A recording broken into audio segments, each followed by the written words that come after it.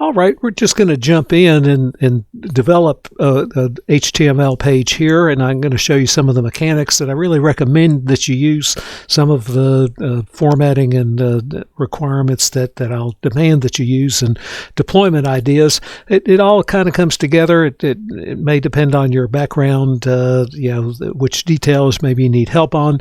So, reach out if some of this doesn't make sense. I think for most of you, once you get over a few of the hurdles, that it all comes together on how to get started, and then in the upcoming weeks we can dive deeper into HTML, CSS, and actually doing web development. But a first idea is I've given you a subscription. I call it TechCat Solutions, just my little, I don't even know how to call it a company. We just barely break even every year, providing access to remote desktops. If you took MINF 2650 or 3650, it was an optional subscription. I've given you a free one here. It just makes a good template, a place for us all to go and do work in the same way, because there are 1,000 ways to develop HTML page. More templates, paradigms, software that helps you, and etc. We're getting in at certainly at the beginning, at the low level, dealing with the HTML itself and not using tools that make things easier and automated. So I really recommend you do your work up in this remote desktop. You can get it from a Mac, you can get to it from a PC, you can actually get it from a tablet and a phone if you need to. A little harder to use on the phone. If you have some advanced knowledge of HTML or have your own way that you like doing it, that's not a problem. You can still develop how you like it and then just deploy the way I'm going to show you. But first, a couple of things about the VM here. I'm logged in as test student, which has a login ID T student. You'll have a login ID, but it's going to be your JAGNet ID, which is that first part of your email, AU email before the @ sign. And so you'll have that established and figure out how to log in. I'm just opening up File Explorer here on the server to show you a little something. Out there in C, in the root of C, there's a folder called AIST 2220 Sites. And in that folder is a folder, and actually that folder is the base for a website for every student in the class. I am ostensibly T student. Here, I can look at my folder. There's only one thing so far as a default HTML. If I try to look into somebody else's, I can't see it. And same way when M.A. Torres, whoever they are, logged in, they can't look at mine or anyone else's. But notice right now there's this default HTML already in this folder. I'm going to pop out of the remote desktop for a little bit. I'm going to get in Chrome just because my internet, Microsoft Edge is all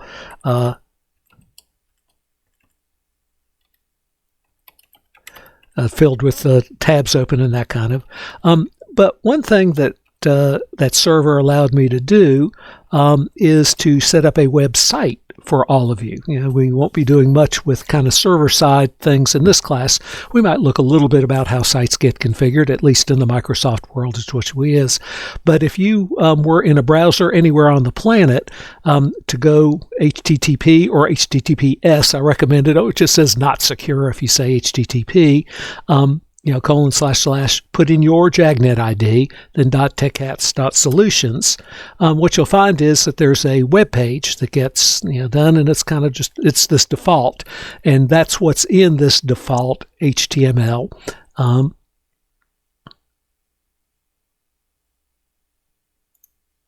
This is the HTML that makes that happen. So as a starting point, you have a website. So a takeaway or something that you ought to, just get. Anything I put in here, in this particular folder, C, AIST20 Sites, my JAGNet ID, is going to be available on the public internet via using HTTP or HTTPS, my JAGNet ID, TechCat Solutions.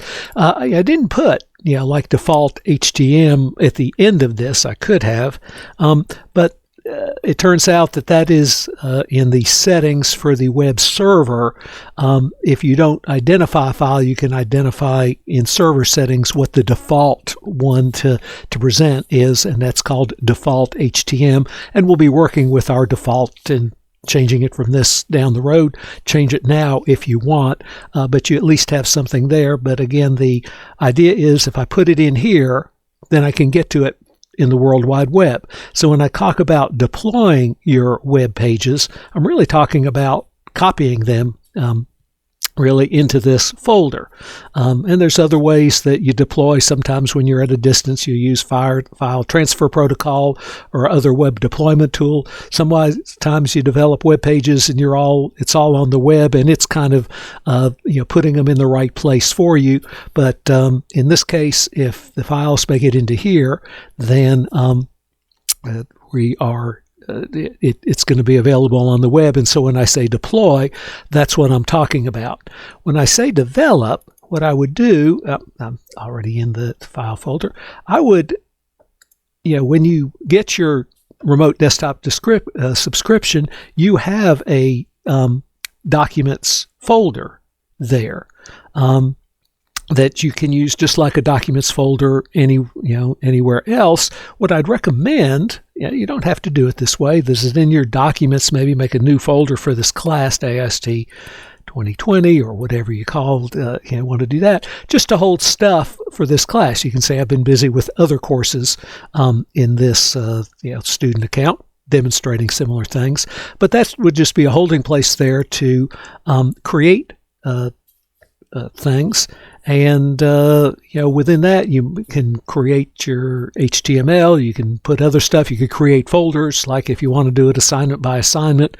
There'll be times when we'll be working on not just individual pages, but pages that make more of a site. 3 and 4 pages that interact in CSS files. So there'll be times when we probably want to make a folder, within this, or folders within this.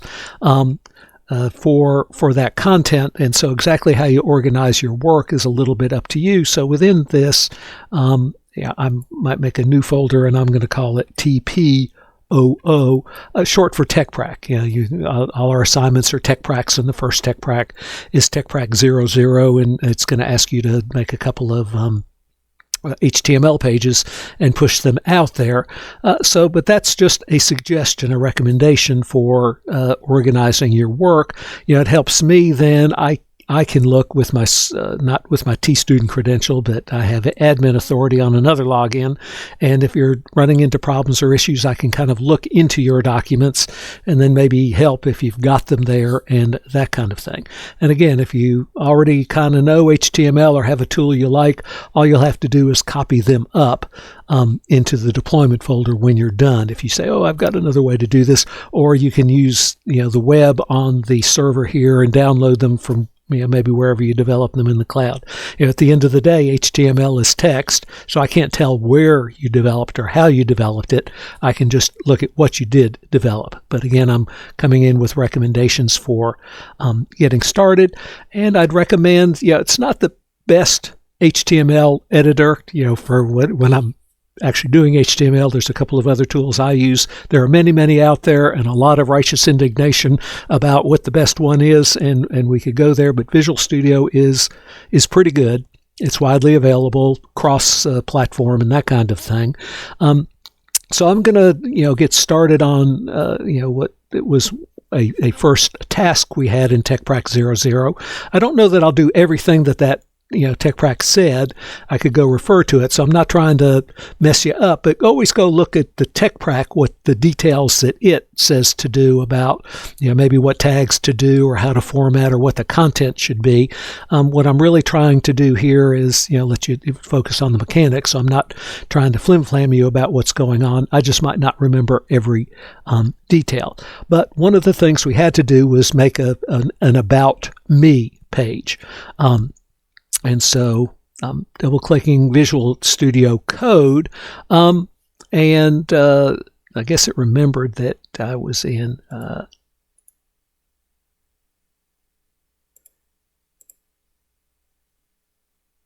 Yeah, I'd already done that, but you can always get there by open folder and then go find, and I'm going to do go up and identify a folder. So Visual Studio Code likes to think about a folder that it's putting files into, or a project if it was code or something like that. I should have added, the first time you start Visual Studio Code, you'll get a few questions about what background you want. I know youngsters seem to like the black background with the white writing. I can't quite see that starting to get a little older here, and that kind of thing, I guess, or I'm used to the white, and a few other questions. So just choose those options, and I'm sure there's a way to do it. But one thing to pay a little attention to in the mentality of Visual Studio Code is there's always like a folder that you're working in. So when you got to go new file, it's going to put it in that folder. And one of the ones that we were asked to create, or are asked to create in TechPrac 00, is something called About Me. On the web for a Windows server, the casing doesn't matter. And sometimes it's HTML or HTML, so I'm just using HTML, and I'm keeping the kind of the casing of different words. But there it is. But you can see that this is just going to save something called About Me HTML in this particular folder, which is good. That's where I can kind of work on it. Now, one of the nice things that Visual Studio Code brings, a little like Visual Studio or other tools that have IntelliSense, with this extension, it understands that we're doing HTML, and since we're doing HTML, it's got a built-in thing that IntelliSense about the structure of HTML files, that it knows right away. All I did was hit an open brace, less than character, but as you know, that's sort of the start of a tag. And then it brings up, okay, you're probably going to come up and tell me some kind of HTML tag here. And we are, and we know what we should start with. Is all I did was hit tab then, because it was highlighting that doc type. And we know we want to start with a doc type HTML in HTML. Now, it does turn out that the browser is pretty good about downloading anything. Let me take a little bit of a detour here. I'm gonna, that's just going to be a text file, save as. If I save that in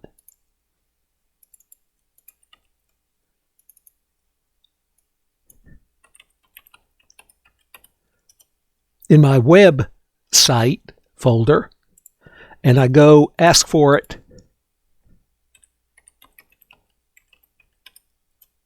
by name, well, I get the text, right? And that wasn't HTML, yet the server allowed it to download, and it reads, but there's no formatting that you can do. There's so it's very limited. When the browser gets HTML, those tags tell it how to format, how to present, what even some things to go in there. But I guess maybe I was trying to demonstrate at the kind of that the idea is HTML is a text file, but it's a text file that has is built with the tags and has meaning and format and layout and even semantic meaning. Oh, I want this to be the main section. I want this to be a citation about what's going on in the document. So it's a document markup language, and you'll read about maybe more precisely what that means. We have learned or read, or you're learning now, that we should start with a head to an HTML document, and in the head you get references to other files. You do things like put a title. Notice that when it and it was kind of IntelliSensing. You should know enough about tags that the bracket title close bracket says the tag is starting. And what's between the start tag and the end tag is the content. And so the title is what appears in a web page. When you look at it, let's go back here. That's kind of what appears up here. The title that's in a head is what appears up there in the tab. Notice that kind of by I don't know if I pressed the tab or not, but this is laying out. We could have generated the HTML like that, and it would have still worked. I could save it and show you that it would work, but take my word for it. But that's really hard as a human. Then, okay, I've got to correct it or edit it or change it, and something's a little bit wrong. A little hard to read. One of the things that Visual Studio includes is I've right-clicked, just over here in this white area in Format Document.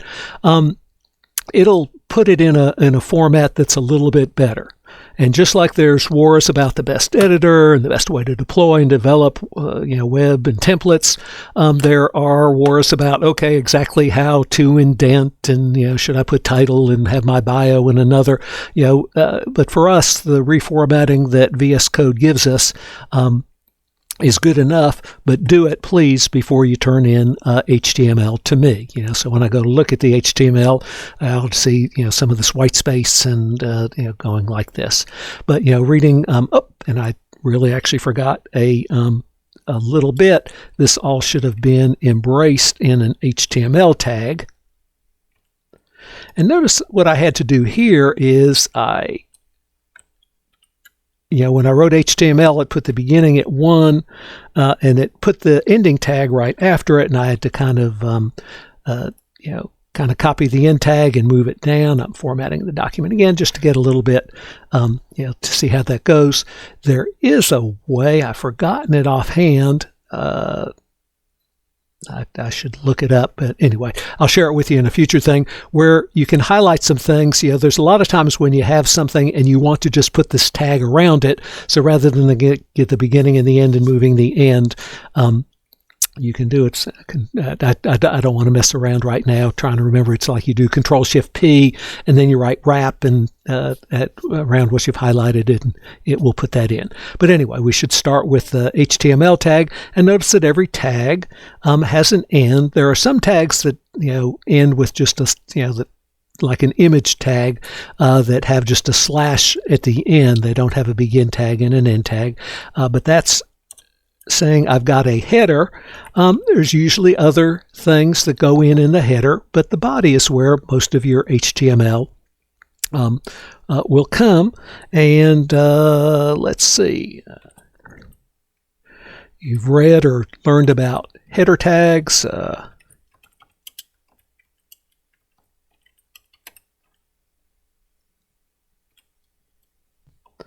And different levels of header tags. So I think I asked you to do something like this in that assignment. Always, kind of go look, but it's text and but with tags, so the H1 and H2 don't show. I'm going to go ahead and save this now.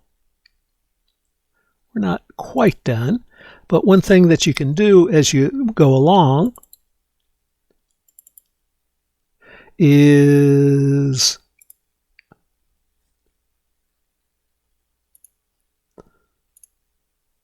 see how that's looking. Okay, and so not great. We might want it centered, and we'll be looking at ways to get some of this. But for now, we're getting the content in there, and so we've got that. It's got my bio up there, so you can kind of check the page. And in fact, if you leave that open, I'm just going to minimize it, and then you go make some changes. Then you can go see what what it looks like even as you're developing it. There are some HTML editors that are WYSIWYG in the sense what you see is what you get. You don't hear that too much anymore. In the 80s and 90s, that was just the big thing. And you type and it's putting in the tags for you. And if you boldface something, it'll put in a strong tag or a B tag and that kind of thing. And then I think I asked for a couple of paragraphs or something about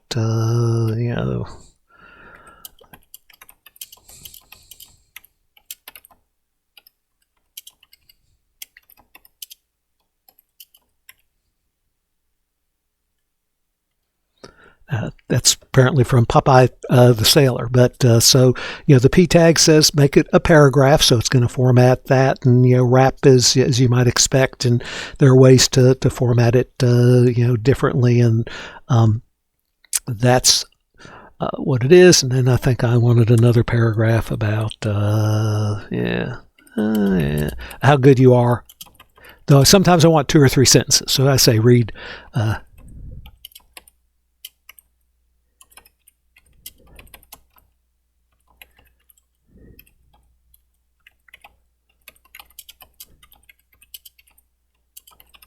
and I do usually use something that will help me format it, and generate it from just what I'm doing.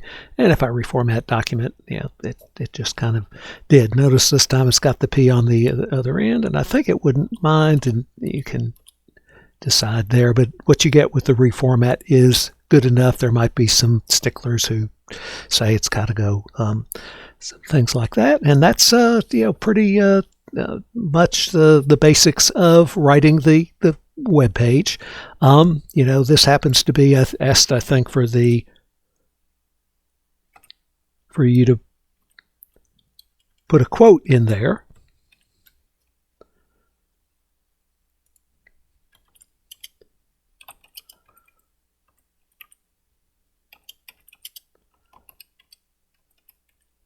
And you can press return. What you should know is that the layout here, the fact that this line breaks here, doesn't mean that that's where it's going to break in the web page, because the P tag takes care of that. It will do that. So I'm going to do another file. Save. Control S would be a shortcut. You can kind of, before we haven't deployed it or anything yet, and you can see that the Q tag, as in its default format, put some quotes over there. I think I asked you to do some color things. One other thing I haven't yet demonstrated that I ask you to do is a comment. Comment in HTML, it seems a little odd, but it's a bracket, exclamation point, dash, dash, and then whatever the comment is.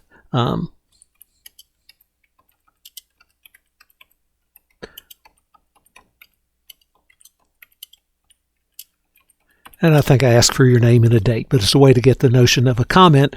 And as comments in any language, that won't appear on the web page or anything. It's only something there that if somebody looking at the HTML, it's guidance then for the person reading the HTML. So getting started with the HTML is not too bad. Takes a little bit of going. I'm just going to save that if I want to refresh.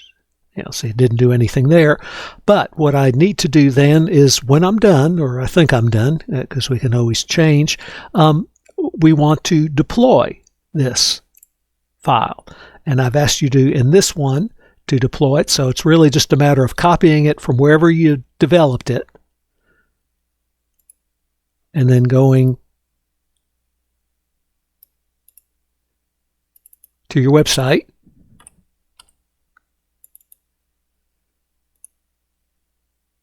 and pasting it there.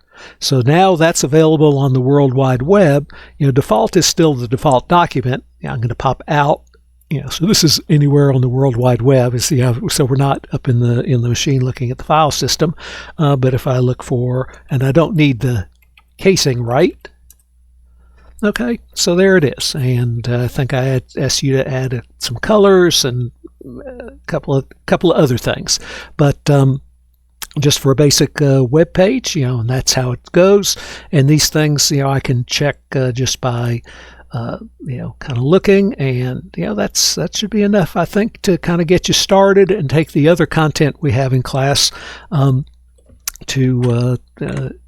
run with. Okay, so good luck with that, and keep in touch if you run into issues.